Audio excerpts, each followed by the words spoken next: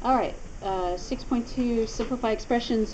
We're gonna again simplify by going back and forth from rational exponents, meaning there's a fraction in the exponent, and then going to a radical, back and forth as needed. So first one, let's say, and this is going to be a great review of the laws of exponents. It's just that the exponents have fractions in them, but you know what that means now. So like 5 to the 1/3 times 7 to the 1/4, all raised to the 3rd power. Okay, you've done this before when if the exponents weren't fractions, it would look much easier. But now the exponents are fractions. But all the same rules apply. So you can, because this is multiplication, you can just distribute this exponent. You actually take these exponents and you multiply by this power. You're raising an exponent to a power. So it's just 5 raised to the, and you're going to get practice with fractions. If you have to, yeah, so 1/3 times 3 is 3/3, because you just multiply the numerator, and the multiplying fractions is easy. You just multiply straight across. And 1/4 times 3 is 3/4.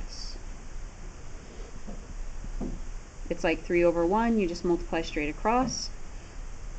Okay, and now we can only simplify this one more step. 3 over 3, if you have a fraction that simplifies, you should, which is 1. Good, so we just write 5 times 7 to the 3/4 power.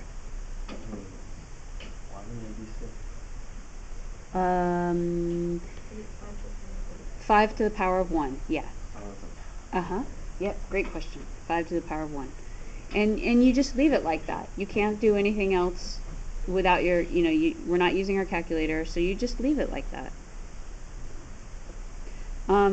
Next, 2 raised to the 3/4 power times 2 raised to the 1/2 power. This gets, even calculus students get tripped up here a little bit. You can go back the reverse direction. So it looks like you can't do anything with this, but you can, and watch. And once I go the reverse direction, it will be more apparent. So this is just 2 raised to the 3/4. You just add the exponents. When you multiply with the same base, you just add the exponents. And let me try to, well, let me finish this problem and then I'll show you why. You have to add these two fractions together. So you get a common denominator. 1/2, you want the denominator also to be 4, so you multiply by 2 on the top and bottom. So it's 3/4 plus 2/4. And you just add, now you have a common denominator, you add the numerators, 5/4 power. And that is the answer, 2 to the 5/4 power. And let me just show you something similar. Like if you had a to the, I'm making up a different one, a to the 3rd times a to the 7, you know that that's a to the 10, right? So I'm just, let me give you a little side example so you see why this works. Just because I've got fractions in the exponents, you already know the basic law of exponents. When you have the same base, you add the exponents. And that's all I'm doing. I'm not doing anything different. It just looks harder, but it's not. Yes? So for 2 and then 5/4, why don't we do 1 and 1/4? Oh, great question. Yeah, it's just, we always leave them in improper form. It's just that because 1 and 1/4 as an exponent would look more, messier. So we leave our fractions in improper form. Great question. Okay, good. Next example, let's try 3 over 3 to the 1/4 power. What law do I use? I have the same base, 3 and 3, and I'm dividing. What do I do with the exponents when I divide and I have the same base? What do? You subtract them. So this is really, there's an invisible, it's like there's an invisible 1 here. There is an exponent, right? It's to the 1 power. So it's just 3 to the 1 minus 1/4. power. And so we get more fraction practice. 1 is the same as 4/4. 4/4 minus 1/4 is? Good, 3/4. Okay, next example. Wait, wouldn't that be 1 and 3/4? Why is it 3? 4/4. 1 is the same as 4/4. 4/4 minus 1/4 is 3. Yeah, but it's 3 over 3. 4. Yeah, right. 3 to the 1 over 3 to the 1/4. So you get 3 to the, and you just subtract the exponents. Maybe if I show you this really quick, if you ever get confused, you can just go back to the basics, like a to the 5th over a to the 3rd would be a to the 2nd, because you would do 5 minus 3 is 2. The a stays the same. So the 3 stays the same. The 3 doesn't do anything. It doesn't cancel anything. It just stays exactly the same, just like this. And you just subtract the exponents. Okay, so let's try this. 20 raised to the 1/2 over 5 raised to the 1/2. And that's all to the 3rd power.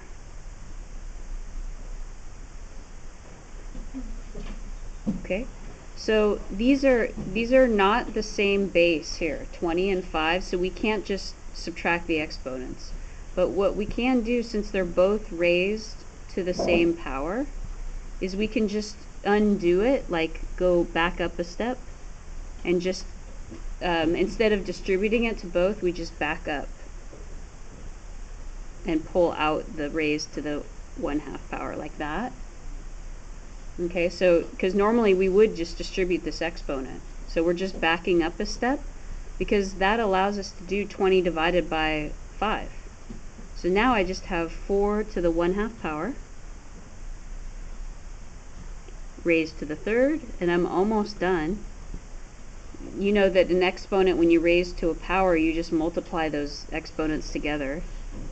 So that's 4 to the 3/2. And now this is what we practiced a little bit ago, simplifying this. So that would be the cube root of 4 squared. So 4 to the 3/2 is 4 cubed square root. But so we would do the square root first, which is 2.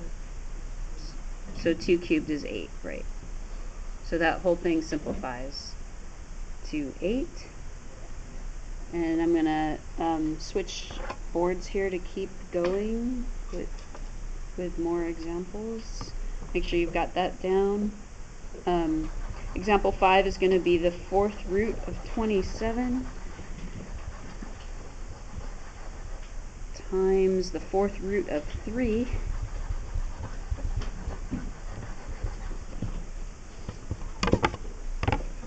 so example 5 is going to be 4th root of 27 times 4th root of 3.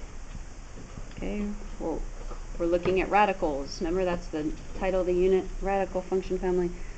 Now, we can't take the 4th root of either of these alone, because there's nothing that multiplies by itself 4 times, but 27 is pretty close. That's 3 times 3 times 3, right? So why don't we just put everything under the same radical first, because we're allowed to do that. It's all to the 4th root. Now we can actually very easily simplify this. So because 27 is, I'll write it out. So that's the same as 27. When you have something 4 times multiplied together under a radical root 4, what is the answer? Yeah, the answer is 3. That's what 4th root means, is it undoes 3 to the 4th power. I could rewrite that as 3 to the 4th power, right? Multiplied by itself 4 times. Okay. Let's try this one. Let's try cube root of 250 over cube root of 2. So any guesses?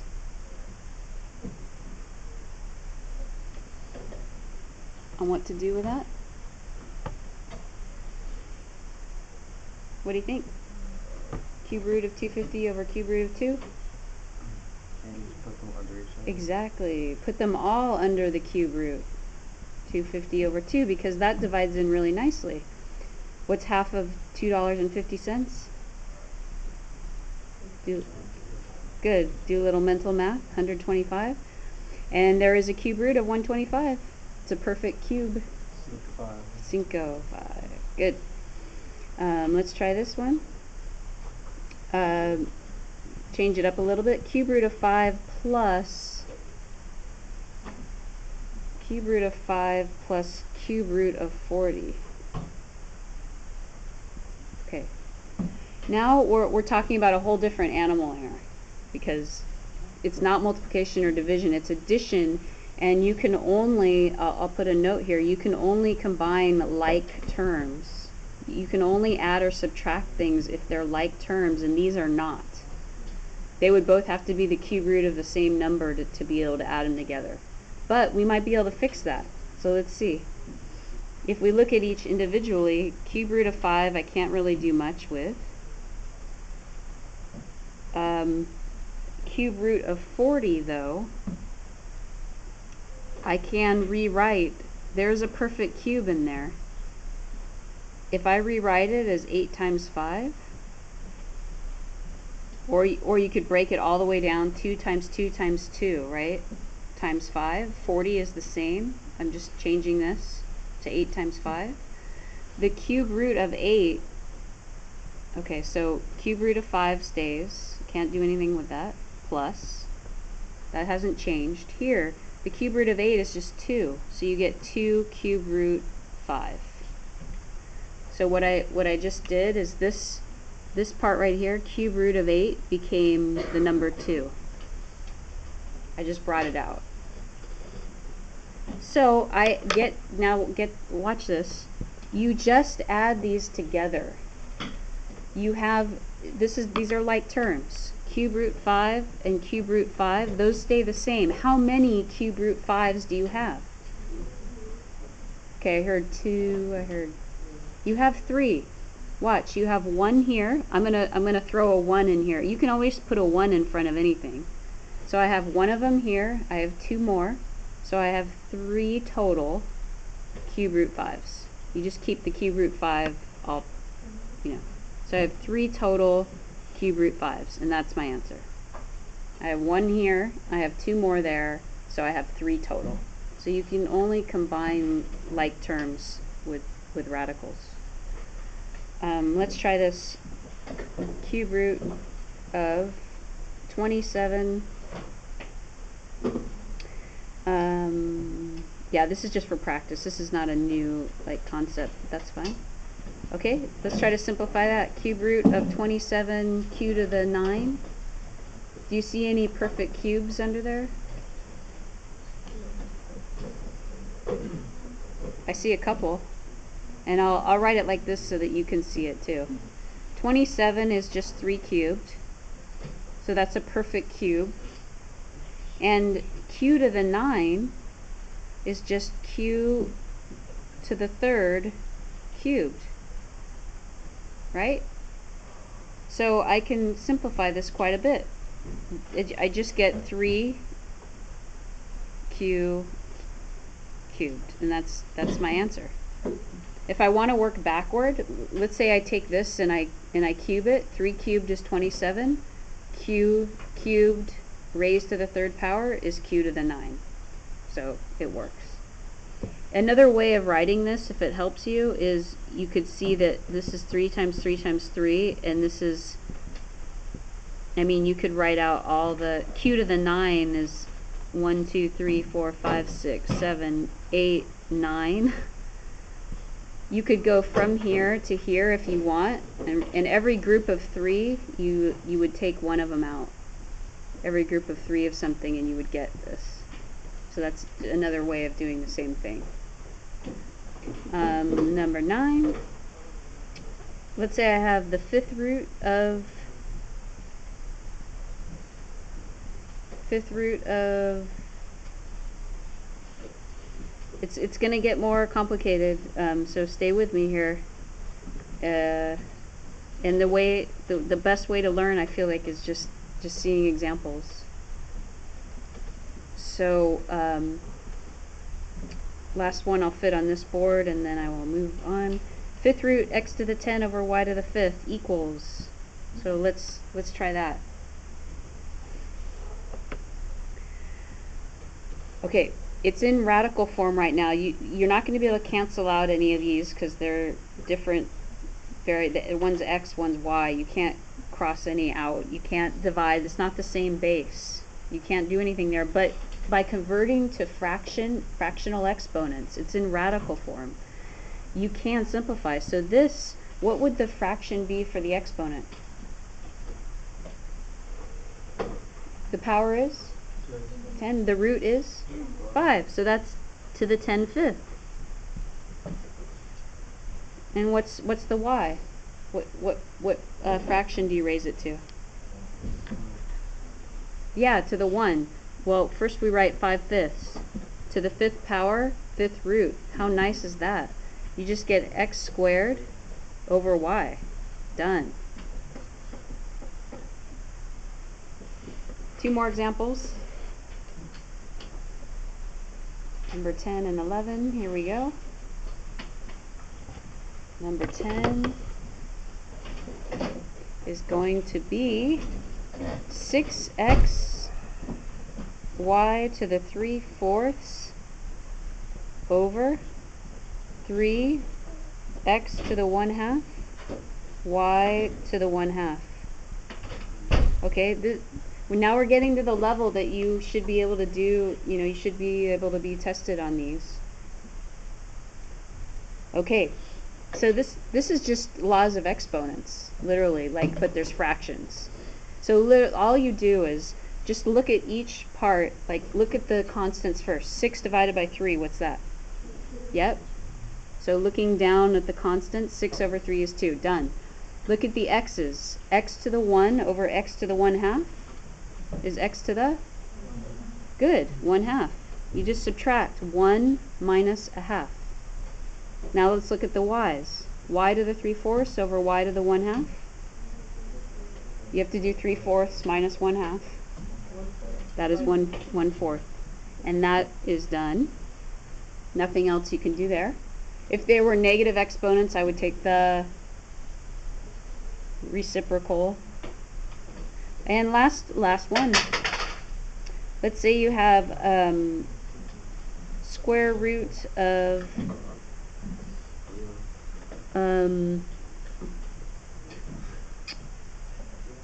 square root of 9w to the 5th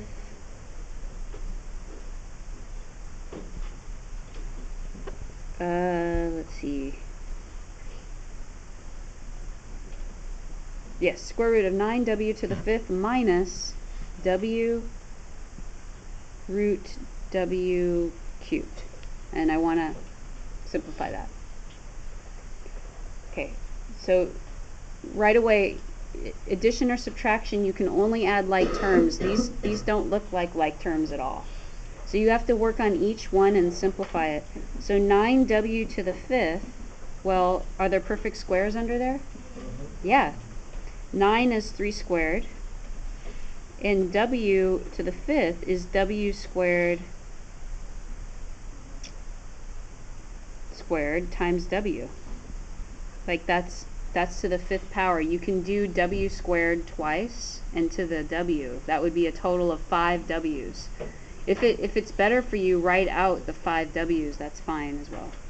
And then this one, the perfect square is w squared times w. I'm going to break the cubed into w squared times w. So all the perfect squares come out. The 3 comes out, the w squared comes out, but this w is still left all alone under the radical. Here, this w was already there. The w squared gets to come out. And then there's another w all alone. And then we're almost there. So we have 3w squared root w minus w squared root w. So how many total do we have of the root w's? You can actually subtract 3w squared minus 1w squared. I'll throw a little 1 in there to make it easier to see. How many? 2w squared of the root w's. And there we have it. Just combining like terms. 3 of them minus 1 of them is 2 of them. And that is what we have.